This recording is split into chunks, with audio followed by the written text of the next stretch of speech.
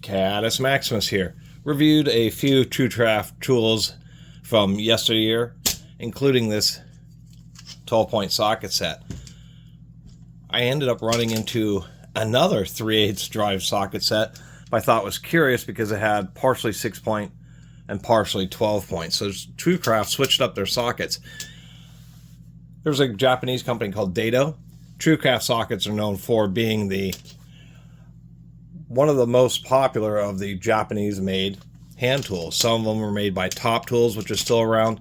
Anyway, a Japanese company called Catus bought an American company called TrueCraft Tools in the 1960s, and then started selling Japanese-made hand tools. And back in the 1960s, there were actually a good quality chrome vanadium budget sockets compared to what was mostly domestically manufactured hand tools. And a lot of TrueCraft was sold, and so it makes sense that they are the most well-known.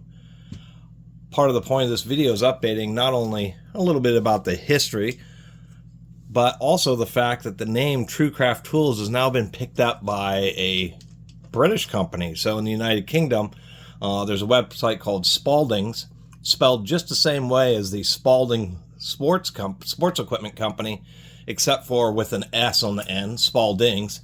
And I bet Spalding was real happy that Spalding's got a hold of that web address.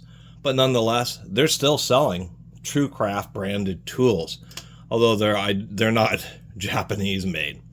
Anyway, if we take a look at these tools here, there are, they were made of good quality steel, but part of the things how they were budget, as you can see, there's no chamfering on the input square. And if we look, you can see that there is no little divots to retain the ball detent on 3/8 inch tooling. And these being older, of course, they're not fluted, but they did have really good precision. They are tight fitting sockets, and so they're just fine. So, I should mention that sometimes the printing is really, really light on these. But what is curious, and actually searching for TrueCraft sockets and looking through Google Images, you can actually find that there's various TrueCraft sets where it's like this, where it's a hybrid of 6-point and 12-point. So actually ended up me finding this all 12-point set is actually a rarer set. And so the reason they would have done that is actually surprisingly obvious.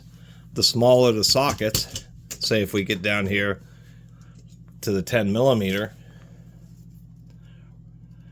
the points on a 12-point socket are just going to be a lot smaller and a lot less contact. So what was probably happening is, and particularly 60s, 70s, 80s when these tools are being sold, is issues with bolt heads, particularly small ones, a little bit of corrosion, a little bit of stuckness, and that's, one of the, I love 12 points. They work out great most times, but when you do have stuck or rusty fasteners or already damaged fasteners, that's when the 12 points can end up rounding it out. And they must have had a bunch of complaints about that and decided to switch it up to where this set, going up from 7 through the 14 millimeter, is 6-point, and then the 15 millimeter and larger is going to be 12-point, because now there starts to be enough surface area where it's less of an issue of worrying about stripping out the fastener. Also, oddly enough, this old 12-point set, you can see the 10 millimeter, the 13, of the set's been lightly used, but this other set that I picked up here, I believe to be absolutely unused or brand new. And we can of course tell that they're vintage because they also are coming in these little metal trays. They are more expensive than socket strips, and some people, even myself, do like these little socket trays, but there's arguments against them. One, if they're open like this and you drop or knock it off the table or whatever, all the sockets are going to go scattering everywhere. The second thing that ends up happening is when you pull out a socket, things end up shifting around when you're using it, and so they kind of all end up out of order, making it a little bit more difficult to find. And some other people have pointed out those comments, and or pointed out in the comments. That's one of the aspects of these little metal trays. I like them. They're very convenient just because you're not prying them off a rail. You can just grab a socket, but they do have downsides, like them all falling out when they get knocked over and more easily being mixed up as you use them. But they do have little detents that, actually this one has a really strong detent. It's almost impossible to get this little handle to want to fold up. There we go.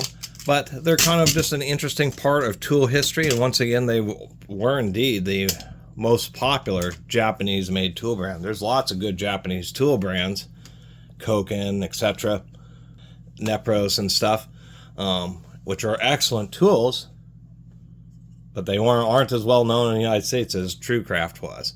And I just think it's amusing how they, or not amusing, I just thought it was interesting how they at some point switched up their socket sets to be hybrid 6-point and 12-point versus all 12-point.